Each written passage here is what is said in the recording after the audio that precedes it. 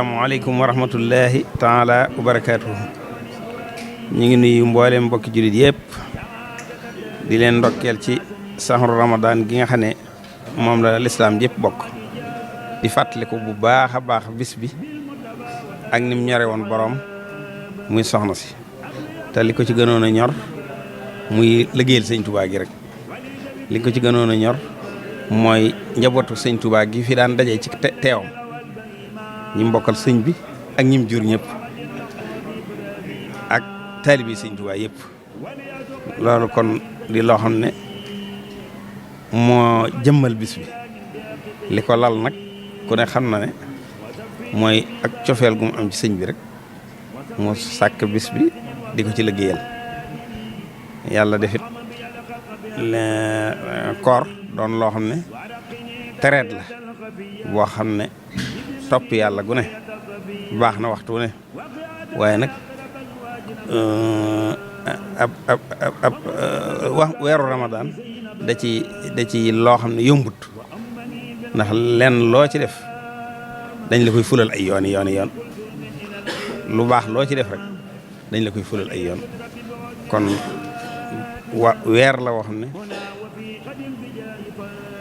dafa bokk ci ndimbali sëñ bi ci noonu fàttali bis bii nga xam ne soxna si jëmmal na ko ji ba tax ñun ñëpp kenn ku ci ne bu weer wu duggee sa xel nekk ci bis bi sa xel ne ci weer wi ngir nga bëgg ci liggéeyal yàlla ci dara ci fa sa kattan toll kon ñi ngi leen ci ndokkeel di leen ci sargal ndax sëñ Tuubaa moom moo nanguwul daray lu baax loo xam ne dana romb waa këram te duñ ko jëriñoo waaw moo ñu waral nag bis bii ni ñu ko fi defee ak ni ñu ko fiy jëmmale ndax loolu da koy fàttali ku ne amaana buñ ko doon jëmmale nii ni ko nit ñi xamee nii ak di ko ni dunde ak di ko ni dundale duñ ci mën a àgg foofu te nag sëñ bi nanguwul lu toll ne yiw wu ne ci weeru koor yiw wu ne ci laylatul qadar dañu romb rek di jàll kon ñu ngi sant sëñ Tuubaa bu baax a baax a baax a baax di leen xamal ne rek bis la boo xam ne genn guddi goo xam ne moo gën junniy weer loolu lu rëy rëy la ci lislaam laylatul qadri xayru min alfi shahr weeru koor it doon loo xam ne li alquran di bari bari wenn weer woowu la ci yàlla tudd sahru ramadan allati unsila fi alquran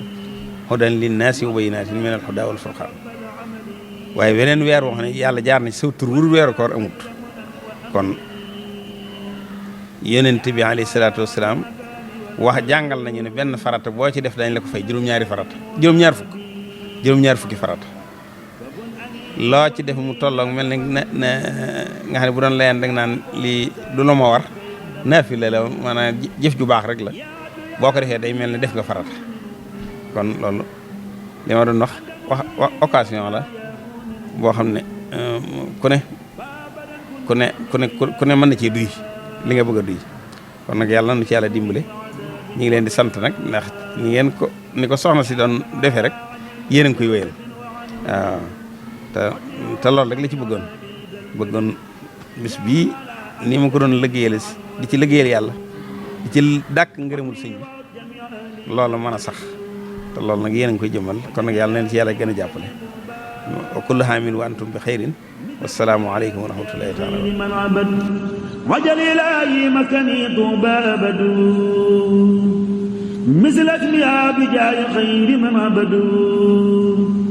wa salliyan alayhi afdal salaat wa alihi wa sahbihi dawi silaat wa kullu man qadamani aw zaara fa najjihi waghfir lahu aw zaara wa kullu man ahabbani aw maala ilayya fadqudan wa maala wa kullu man sadamani aw laama فهب له التوبة واستسلاما وكل من أذى بها فليقلم قلبه يا ربي ودفني أذى جميع العالمين ودفهم أذايا يا ربي أمين وجل بنا يا بنا عافية